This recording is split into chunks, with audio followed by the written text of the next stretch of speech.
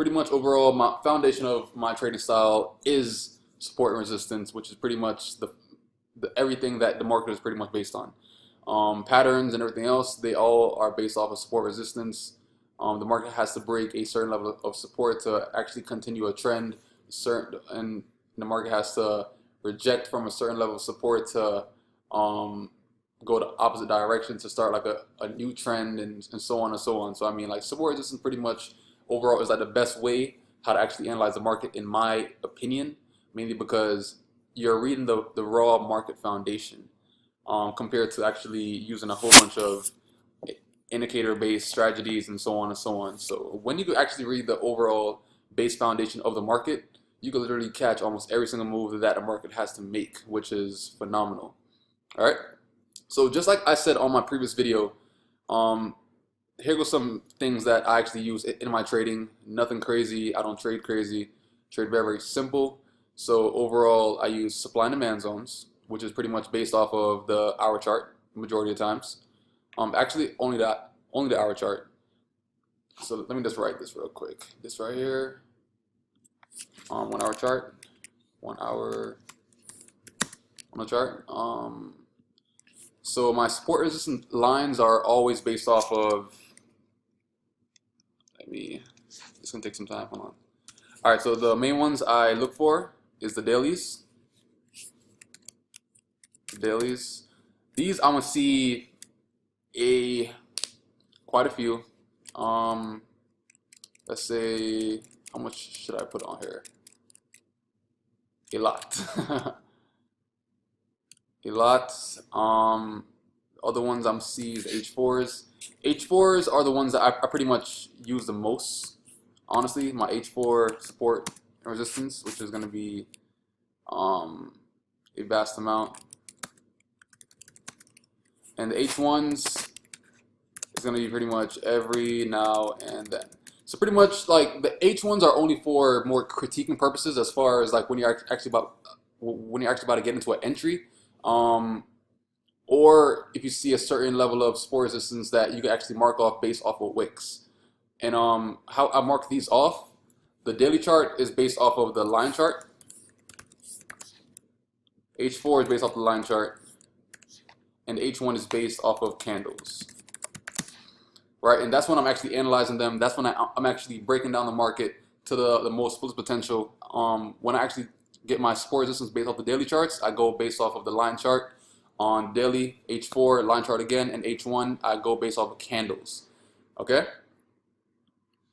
After that, I use trend lines. Trend lines is a great thing also. Trend lines is also based off of support resistance. Like I said, that is the foundation of everything within trading in my style, which is an overall confluence trading. Beyond that, I use Fibonacci with track my retracements, with track my projections as well. That's how pretty much I caught this like a move right here, this big move that happened on AUD for NFP. Like that was all a projection type thing based off of Fibonacci. So just you knowing how to actually use these projection levels is friggin' phenomenal, and definitely you can take advantage of it in all kind of ways. Okay. All right. So keep this in mind. Hopefully everybody writes this thing down. All right. So like when I'm analyzing, the first thing I do, like I always say, you have to make sure your charts look sexy. You know what I'm saying? Take this little thing off right here. Make sure your charts look hot. Okay? So everybody knows that my favorite pair is AUD USD, mainly because this pair is based off of commodities. So meaning that it doesn't really move fast and very, very volatile like other pairs. It moves very, very slow. But when it actually moves, it moves a lot. Right? And you can see setups on it very, very clear compared to other charts. You know, like this chart right here, literally, like I made a shit ton of money off this chart, and I'm very, very blessed and everything just by actually, I could say that I have mastered AUD USD. So main thing to take in consideration that you have to actually find a pair and master that pair. Don't switch from it. Just master the fucking pair. You know what I'm saying? Like don't pair hop. Don't try to trade two pairs at one time. Nothing like that. I make money off this pair literally like almost every single day, or whenever I am actually trading this pair, which is freaking awesome, honestly, compared to a person that's actually hopping around and trying to find a pair or trying to find certain setups. It doesn't really make sense to me. Okay. All right. Enough ranting.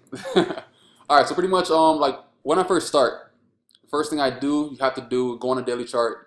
You have to get your overall daily support resistance areas, um, within your whole entire chart, right?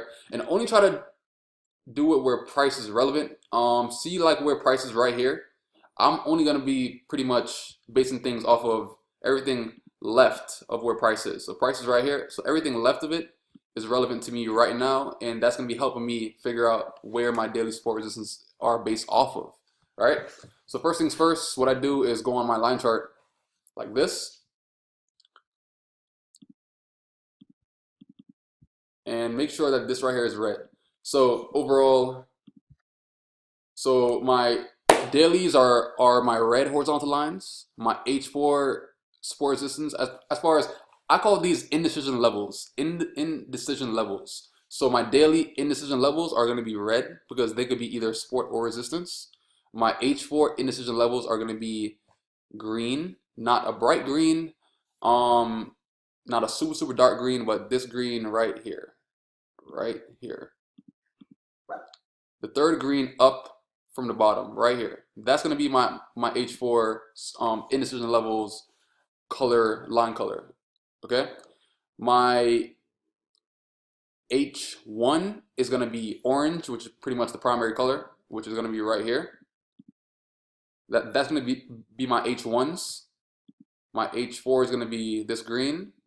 Dailies are gonna be red, and my randoms are pretty much are gonna be this color blue right here. Randoms are overall the random ass support system that you run into as far as trying to look for a certain entry point, stuff like that. Because when it comes down to entries, I get very detailed, and I look for almost every single signal that I could find, or every signal, every clue in the market to give me a certain reason why the market should actually pull back to that certain level before I actually take that position. So that's why I only get in certain positions once the market actually hits a certain point that I'm expecting. Okay? So once I start overall, I get on my daily chart. What I'm looking for is areas like this right here. Areas like this. All these wick areas are golden to me right now. Let me take off ADX. All these are golden to me right now. All these areas. All right. So pretty much, I have based this daily sports distance just based off of the market hitting this area multiple times. One, two, three, four. The market is indecision, has a very is very indecisive when it actually comes down to this price right here. So whenever the market actually comes to this price in the current market, just know to actually just get ready for setup, get ready for a market bounce, get ready to take a position, probably mainly because the market actually create candle reverse patterns off of this area right here. Okay, so on the dailies, there's not a certain amount that you can actually just have on your chart, but overall, use your common sense. Don't try to clutter it too much, but and only try to actually find areas of major indecision to actually mark on here and call relevant. Okay, so after that, I keep on just pretty much like grab a line and keep on scrolling down, and I'm looking for all these indecision areas within a market. All right, and I'm just marking them off. So I'll probably mark off this one right here. I mark off this one right here because, as you can see, on this side it acted at a certain level of resistance. On this side, it acted at a certain level of support. So since it pretty much is kind of intertwined a little bit, I'll try to put it like towards in the middle, just so it's pretty much the median of that entire area right there, just so that it actually counts as a certain indecision level. Beyond there, grab another line and keep on going down.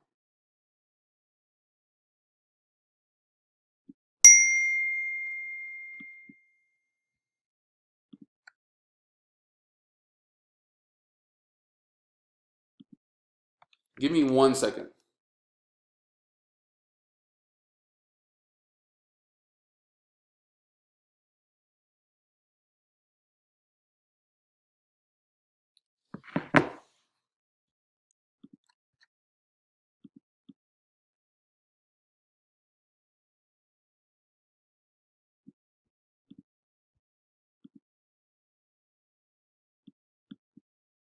let's find all these indecision levels right here. This area right here is pretty much very, very relevant, mainly because look right here, acted at a certain level of support, acted at a certain level of resistance. So overall, it's freaking golden. And if you look to the left of it, acted as resistance, acted as resistance, acted as resistance, acted as support right here. It's very, very golden right here for indecision level based off the daily time frame. After that, I just keep on scrolling down. Indecisive, indecisive, indecisive, indecisive, indecisive, and you can count this as indecisive also because probably on the candlestick chart, it's probably a wick within that area, so you can count that. See? Wick areas.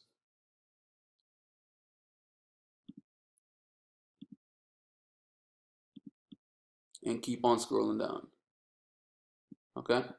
Irrelevant because look, resistance, resistance, resistance, resistance. I mean, resistance, support, support, support, resistance, support right here, and support all over here also.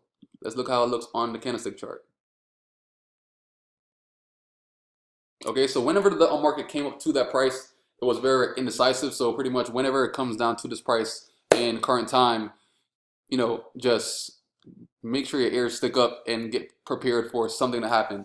And keep in mind, all my entries are only based off of support and resistance, always. It's never ever based off of anything else. If the market is not on a support or resistance area, I'm not taking an entry. My entries are only based off support resistance, mainly because you have to have a strong foundation for an entry, mainly because you don't want to get into an entry and it goes against you as far as any kind of drawdown. So when I actually enter an order for a buy, for example, that means that I'm entering on a certain level of support. So pretty much that certain level of support is like my ground, like my floor for that buy order. So the market has to have a lot of friggin' momentum to even break through that support area and go against me. So I mean, like at the end of the day, like if your areas are not based off support and resistance, you're playing yourself.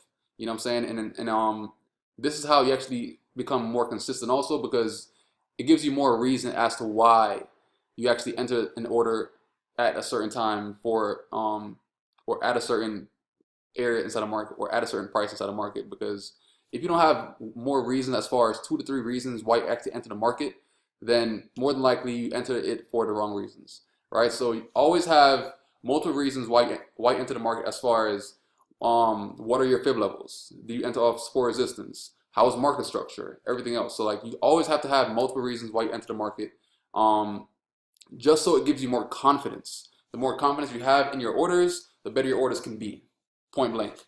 Okay. Let me see if I can find one more area under here.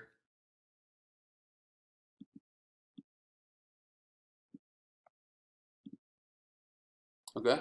That was area because based off right here, support acted as a little this little squiggly area right here, the sideways movement, that acted as some kind of indecision also. So you could definitely count that as an indecision area. Right here, it acted as resistance. Right here, it acted as resistance. Right here, it acted as support, and then so on. So that right there is done for the daily chart, guys. Beyond there, H4. H4 pretty much you're going to see a lot more details. So the lower the time frames, the more details that you're going to see, the more movement that you're going to see overall. But honestly, like when it comes to like certain patterns, I love the H4 mainly because the patterns are so thick and it takes a lot for the market to actually create that pattern on H4 compared to the other time frames. But the main chart I do look at majority of the times is H1. But when it comes to me looking for a certain kind of pattern, I base it off H4, but I'm on lower time frames actually seeing how that pattern forms, and I'll show you a little bit more on that later on within the video. Okay, so keep in mind, so when it comes to H4s, I'm going to be finding 2 to 3, actually 1, 2, max 3 H4 support resistance between each daily zone. So this right is one zone. Let me try to mark it for you guys. So right here is one zone.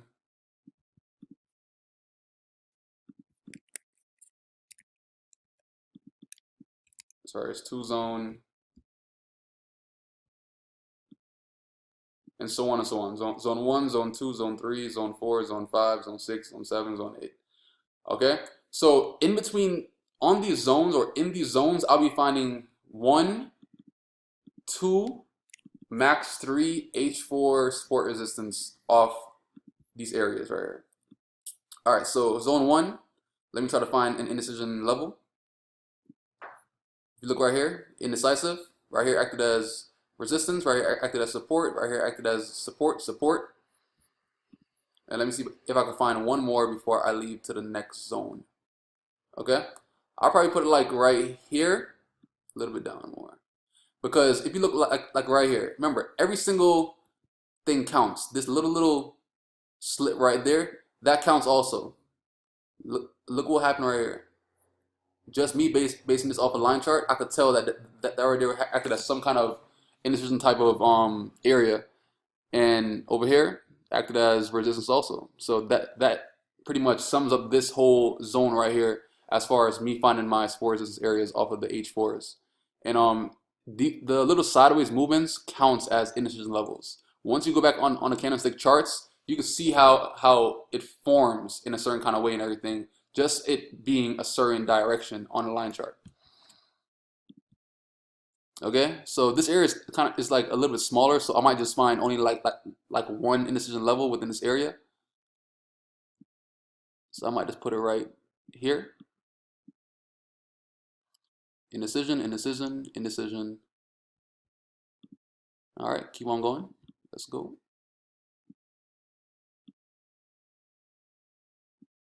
All right, so one. If I could find two, I would find two, but it's gonna be very, very packed. I hate trying to pack in sports areas within my zones. Okay, another zone. Resistance, resistance, support. Let's see if I can find one more. All right, so see how like right here acted as some kind of level of support. On this side acted as some kind of level of resistance. Since it pretty much is not on the same price, I would try to put it in the middle, so it catches the median of these entire areas right here. So when I go back on the candlestick chart, that's what I see. Wicks, wicks. Perfect. Okay, keep on going to my zones.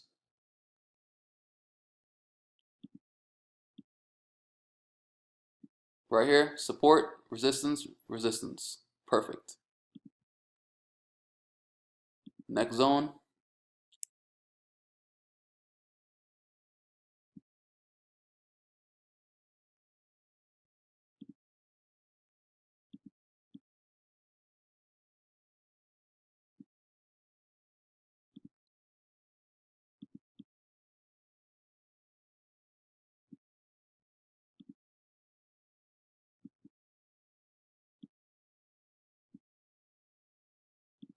Okay, the last zone, if I see potential.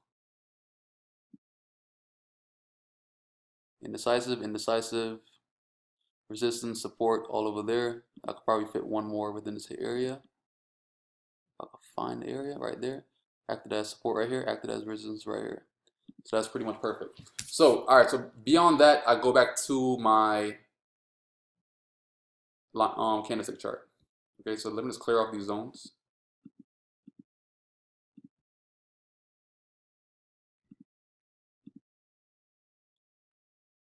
Okay, so as you guys know, market structure is a major thing in my opinion, because the market runs in a certain direction overall. So look what market structure did. Like, I hope you guys watched that market structure video that I had put out, which is in phase 2, I'm pretty sure. So if you look at the market, the market was making higher lows, lower highs, lower highs, lower highs, lower highs, lower highs, right? So once the market actually came up, like it had a certain level of support that it didn't break right here, it pretty much created a double bottom pattern, right? But once the market actually broke this level of support up here, that broke market structure because the market made a new high, right? So now we're looking for a higher high right now because the market's on an uptrend.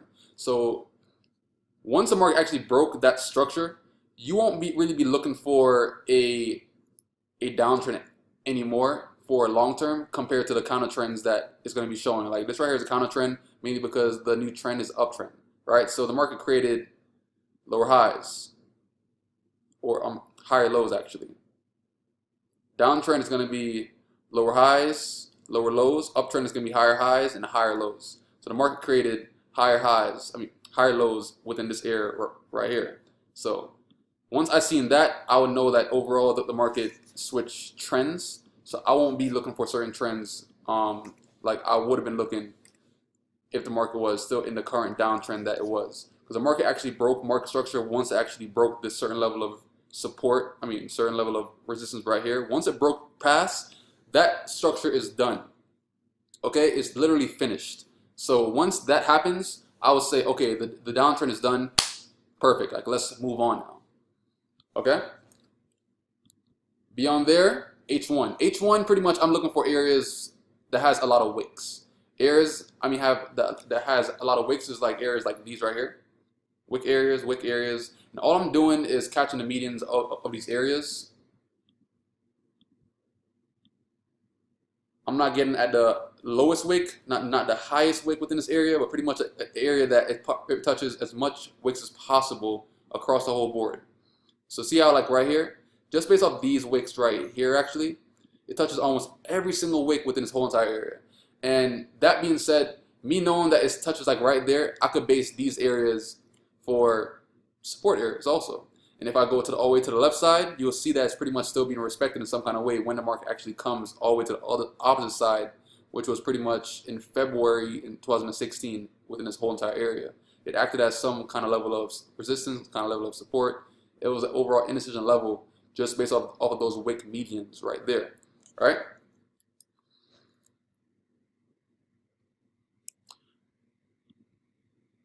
Once the market actually broke that area right there, that's how I actually caught that position mainly because I know that the market was actually it broke market structure, so I would not be looking for a sell anymore. You know, it was so simple, it's ridiculous.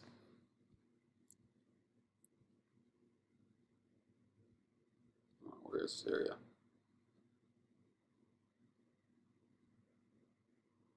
Beyond there, I'm drawing my trend lines. I'm marking off my two zones, which is point A is right here.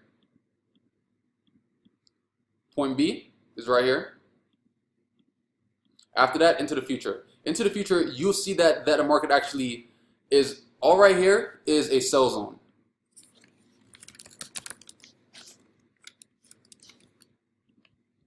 Everything under this trend line right here is considered as a sell zone. Everything on top of this area right here is considered as a buy zone.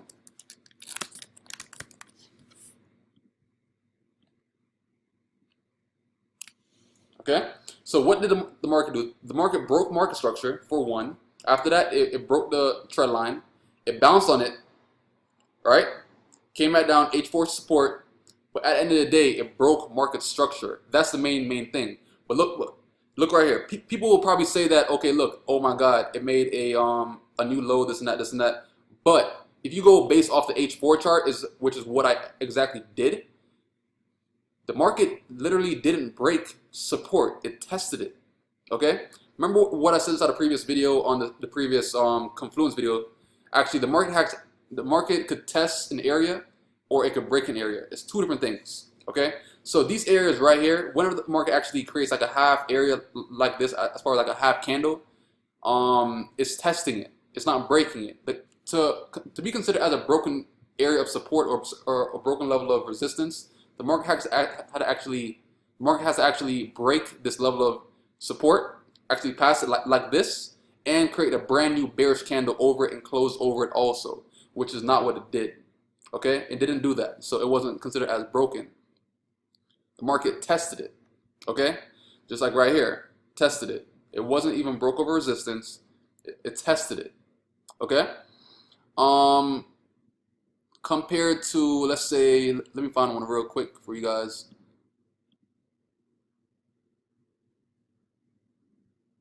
So pretty. Come on, man. I'm pretty sure that all my students caught this right here. Like all my mentorship students caught this right here. Honestly, like it was freaking gorgeous. Honestly, And like all these areas right here, tested, tested, tested, tested. Nothing was ever broken. Halfway, tested. Okay? So tested again, right here. So this right here can be considered as a certain level of broken, which could pretty much almost could fake out a lot of people. But then once you went on the H4 chart, damn, I think I lost it. Can you find it again?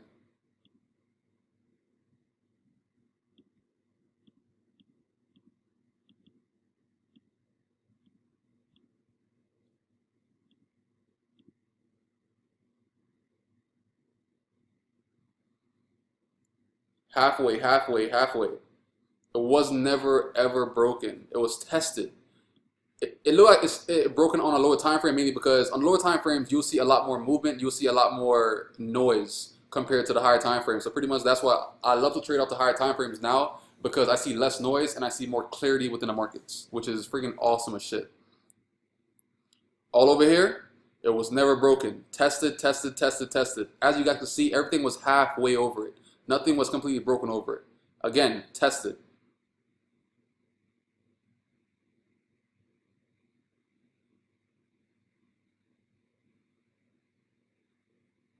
Okay, so this right can be considered as broken in some kind of way also. A bearish candle closed over it, and it pretty much came back up to retest newfound resistance and then dropped again. More than likely, you could have tracked this just based off of Fibonacci also.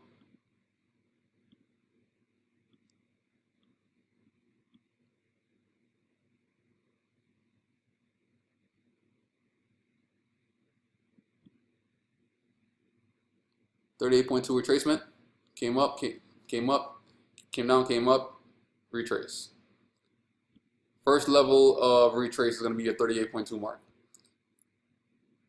But yeah, again, tested, dropped. All these areas that are halfway on these level of support and level of resistance, these are all tested areas. Nothing was ever broken. And people that like think they are broken, that are trading off the lower time frame, that like the 15-minute chart, 30-minute chart, they're all getting faked out, mainly because they're seeing too much noise inside the market, which pretty much can fake you out dramatically. Okay?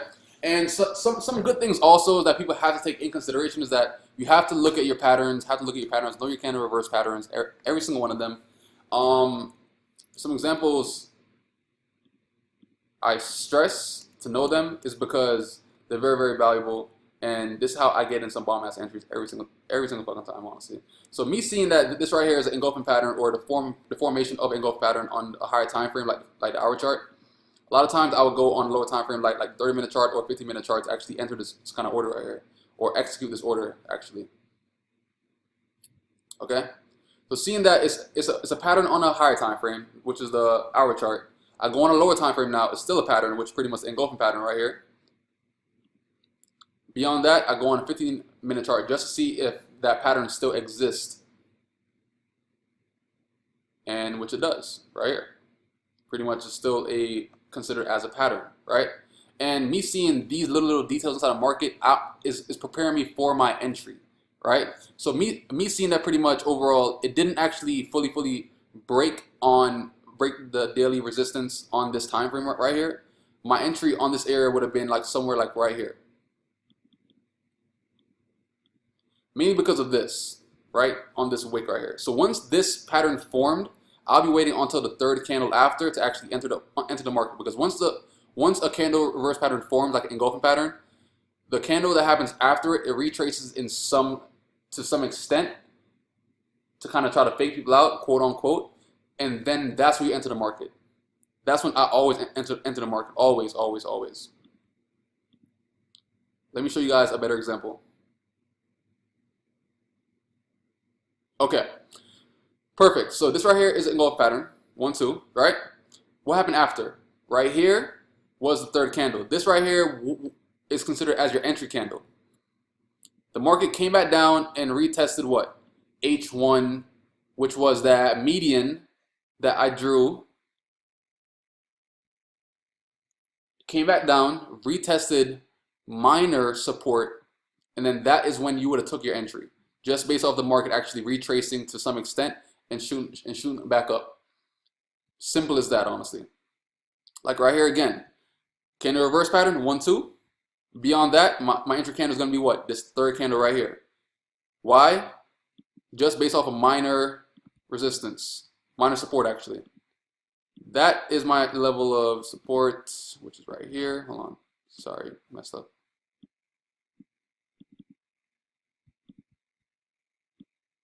Whatever. This right here is my certain level of minor. Damn, it's not even going.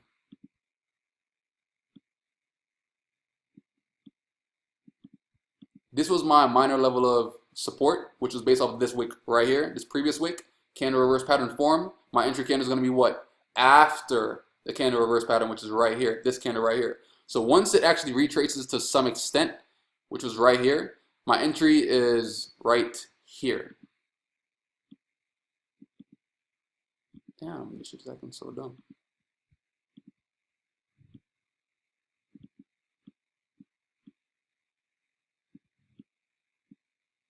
Oh my gosh.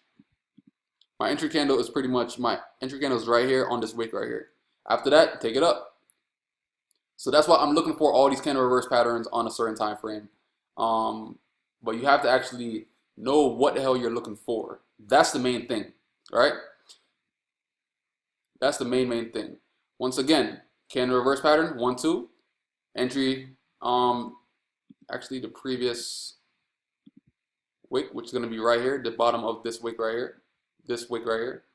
Beyond that, my entry candle is going to be this third candle, which was the retrace. If I went on lower time frames, I could have probably seen it a lot better. Up a little bit. Candle reverse pattern, candle after, entry candle, shoot it up. Okay. Oh yeah, and the projection. How was it again? How did I draw this? You have to draw fibs a certain kind of way every single time. Okay, here it is. Okay. It was from here. Man, why is this?